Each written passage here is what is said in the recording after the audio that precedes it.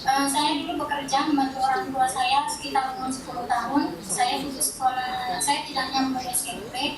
Saya membantu orang tua saya di perkebunan itu tembakau. Setelah 3 tahun bekerja, saya bertemu dengan perwakilan dari LSM IOPPI. Saya ikut program paket B, saya belajar selama lebih kurang 1,5 tahun. Saya mengikuti ujian, lalu saya lulus, saya melanjutkan sekolah di tingkat SLTA di perguruan Pangeran Antasari. Saya lulus dan saya kuliah di Stikes Helvetia, jurusan SKM.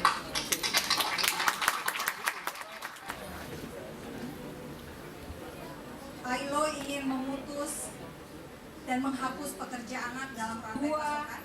3.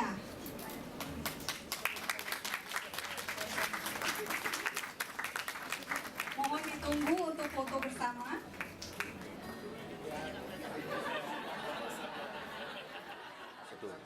Tahun 2015 sebenarnya khusus untuk domestic worker, untuk pekerja rumah tangga itu sudah diatur dengan Peraturan Menteri Nomor 2 Tahun 2015. Ya. Jadi bahwa usia ya yang diperbolehkan menjadi pekerja rumah tangga itu minimum 18 tahun. Ya kan? Kita melakukan pengawasan terhadap perusahaan-perusahaan penyalur PRT itu. Jadi itu memang sudah menjadi tugas dan fungsi kita ya, dan kita sekarang sudah melakukan menyusun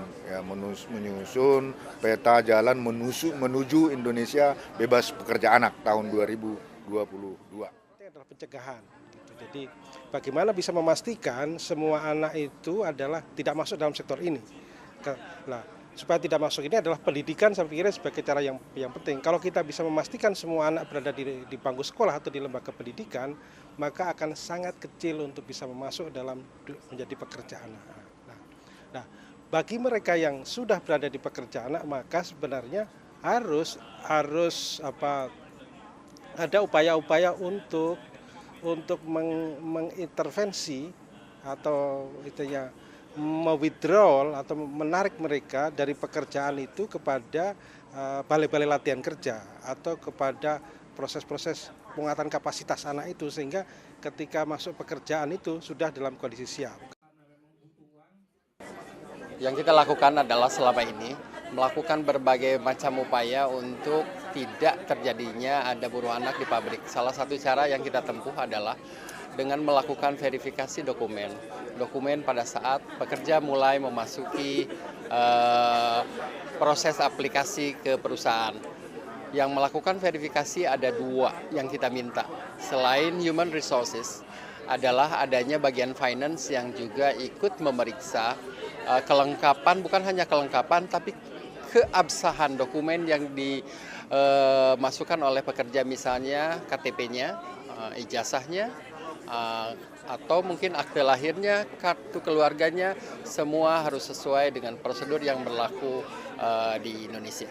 Bagi private sector menurut saya penting adalah yang pertama adalah bagaimana dia punya ethical code atau punya code of conduct untuk tidak mempekerjakan anak gitu.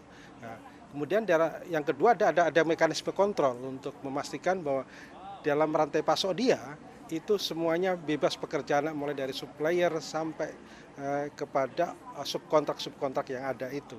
Pekerja anak dalam rantai pasokan adalah sebuah bentuk perbudakan modern, di mana itu harus dihapuskan atau harus dihilangkan. Kami dari Serikat Pekerja, Konfederasi Serikat Pekerja Indonesia, senantiasa bekerja sama dengan pemerintah dan juga ILO untuk menghapuskan pekerja anak. Kami mendorong anggota kami di daerah maupun di perusahaan-perusahaan untuk juga ikut mengawasi bagaimana perusahaan tersebut untuk tidak merekrut pekerja anak.